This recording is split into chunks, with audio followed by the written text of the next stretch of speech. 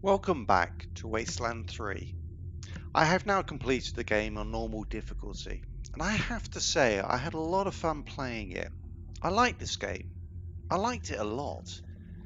Now the purpose of this video is to share some of my top tips if you're thinking of picking up the game, and particularly if you are new to the Wasteland series. If you like this video, please do hit the like button and subscribe to my channel for future content. Now, Thank you. let's get on with this video. Rangers, come out and play! I've always viewed luck as a somewhat lackluster attribute for these sort of games, the reliance on random events that are out of my control being rather unappealing. Well, in this game it is good to be lucky, and it is an absolute game changer, particularly at higher levels.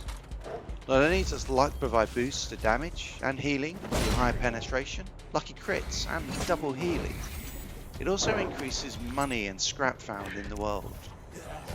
Those by themselves would make luck useful, but the thing that I think makes it a great attribute is the lucky action chance, which seems to happen far more than the 10% rate that the maxed out attribute gives. In a turn-based combat game, getting 1 or 2 or even 3 additional actions a turn has an enormous impact on the effectiveness of your characters.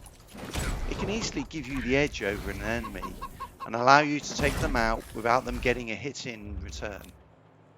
I was surprised at how often this happened in combat, and in hindsight, I really wish I'd focused on this attribute much earlier in the game.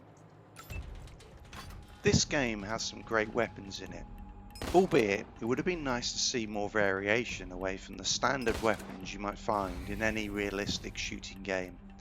This is a post-apocalyptic world after all, where the inhabitants are scratching for a living, reusing what was left behind after the bombs dropped.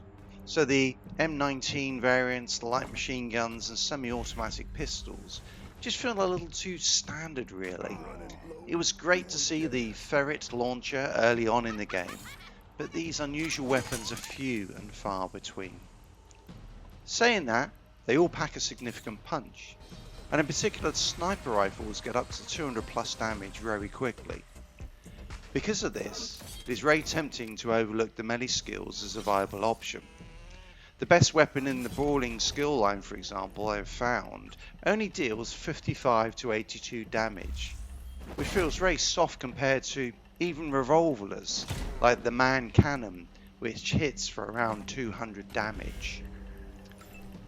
Discounting brawling though is a big mistake due to the last 3 perks in the skill line.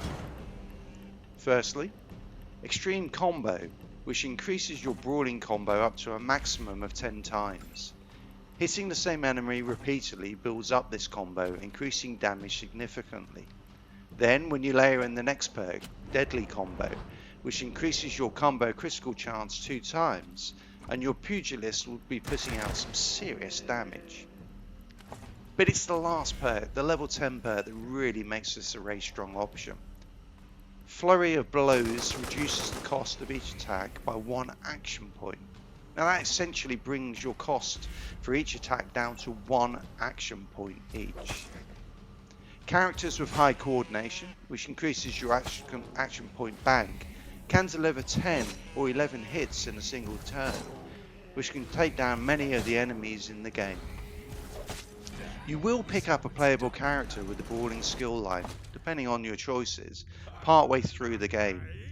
But if I were to play the game from the start again, I'd be very tempted to include a boxer right from the start.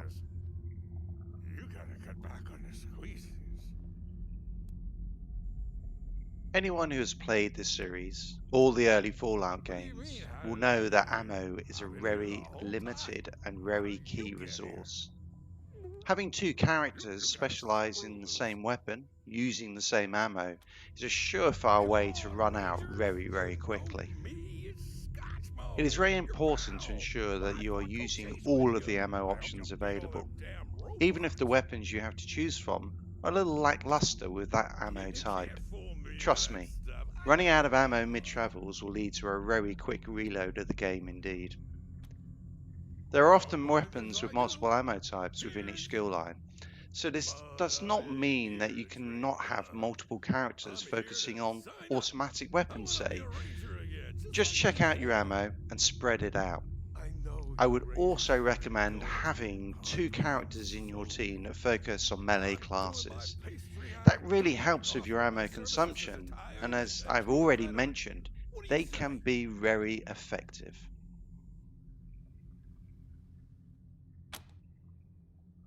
Hot diggity!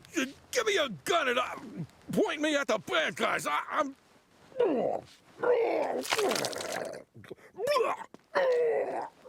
Ready?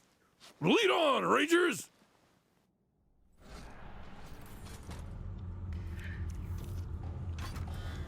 Holy crap, the sniper rifles hit like a truck right from the start of the game. In fact, they are really overpowered early on, with one-shot kills being the norm, but they don't scale up quite as well as enemies become bullet sponges later on. Saying that, a precision strike to the head can quite easily do more than 2,000 damage, which would give anyone a big headache. For me, a sniper build with high critical chance and damage is essential in any party. All right!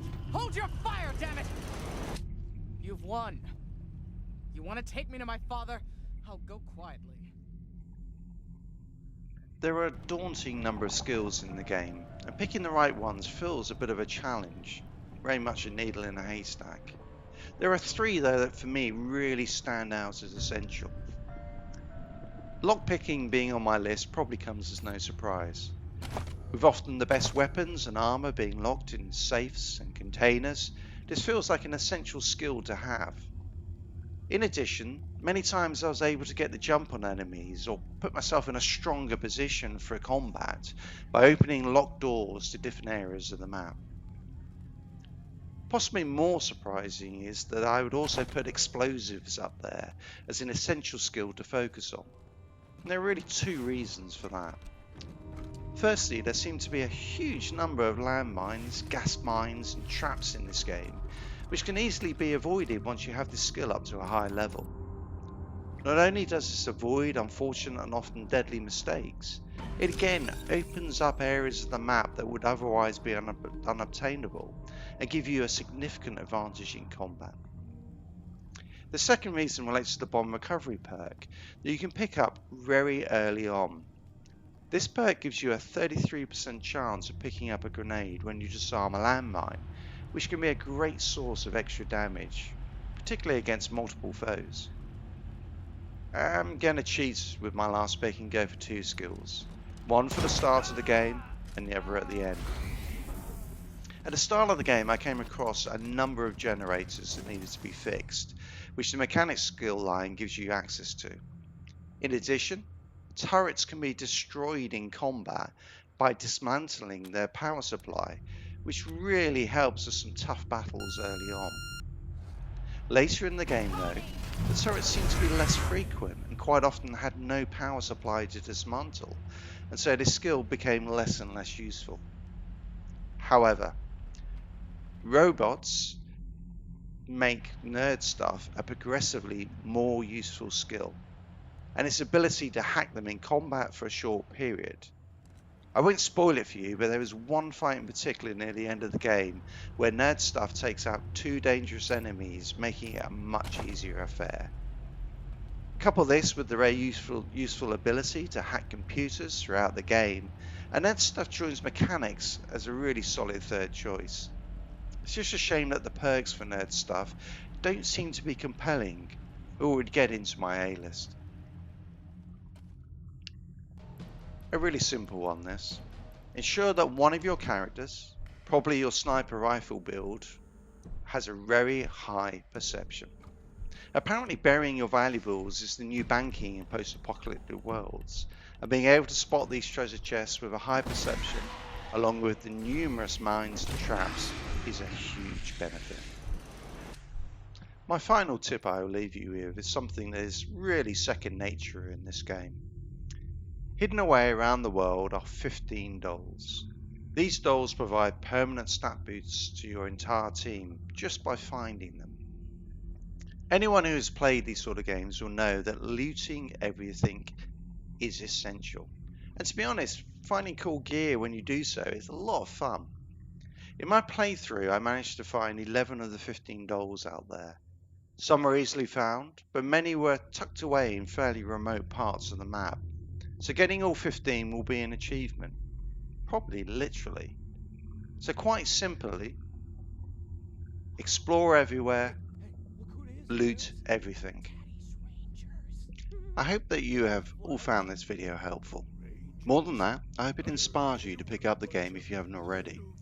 I really enjoyed it, and I'm contemplating another run through of the game on Supreme Jerk level, taking an alternative route through the world. Before that though, I will be trying out a few more games, so look out for content on them in the near future. Please do hit the subscribe button, and I look forward to speaking to you all soon. Cheerio everyone, Casual Gamer signing off.